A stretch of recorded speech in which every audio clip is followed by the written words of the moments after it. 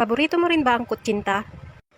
Madali lang itong gawin dahil less ingredients lang siya, mare. Kayang-kaya mo rin itong gawin at pwedeng-pwede mo rin siyang pagkakitaan. Magbibigay din ako ng tips para maiwasan ang pagkakaroon ng butas ng inyong kutsinta. Malambot, makunat, at tama lang ang tamis. Ito ang ating mga sangkap. 1 cup all-purpose flour,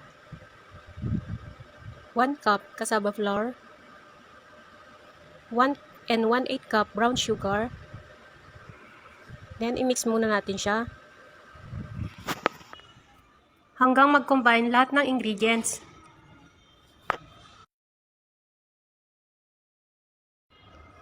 Maglagay tayo dito ng 3 cups of water. Paunti-unti lang po ang buhos natin.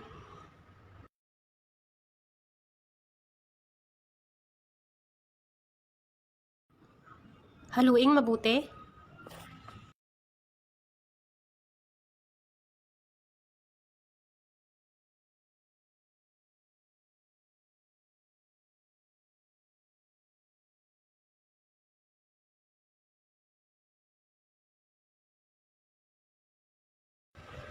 And then, maglagay po tayo ng 1 tablespoon lye water.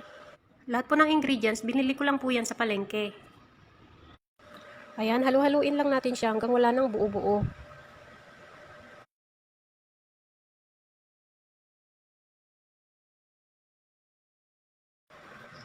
Salain po natin siya 1 hanggang 2 beses.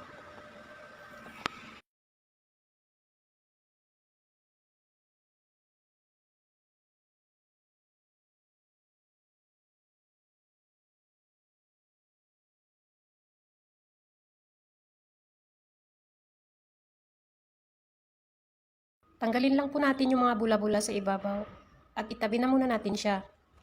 Kailangan lang po natin ng molder. Large po ang size nito. I-grease lang po natin siya ng oil para hindi dumikit ang ating kutsinta. Sinalang ko na rin po ang steamer. Rice cooker lang po ang ginamit natin, mga mare. Kalahati lang ang nilagay kong tubig doon. Bago ko nilagay sa molder, hinalo ko po muna yung mixture.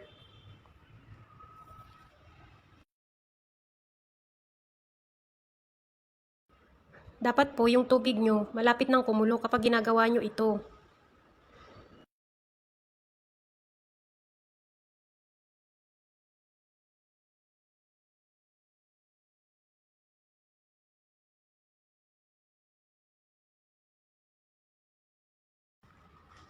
Kung may malaki kayong steamer, mas maganda para isang salang lang siya. Yung sa akin kasi maliit lang, steamer lang kasi ng rice cooker yan, mga mare. 24 pieces lang yung nagawa ko dito. Pero kung pang negosyo, pwede nyong doblehin na lang yung ingredients. Ayan, steam na natin siya ng 30 minutes. Yung apoy niya yung parang nagsasaing ka lang ng kanin, mare. Ayan, after 30 minutes, luto na siya. Pero pag may makita pa kayong tubig sa ibabaw, lutuin nyo ulit ng another 5 minutes hanggang sa mawala na. Lagyan na natin ng cheese para mas lalong sumarap. Pwede mo siyang ibenta 20 to 25 pesos for 4 pieces. Kung nagustuhan niyo po ang ating recipe ngayon, please po paki-like, share, and follow na rin po. Maraming salamat po!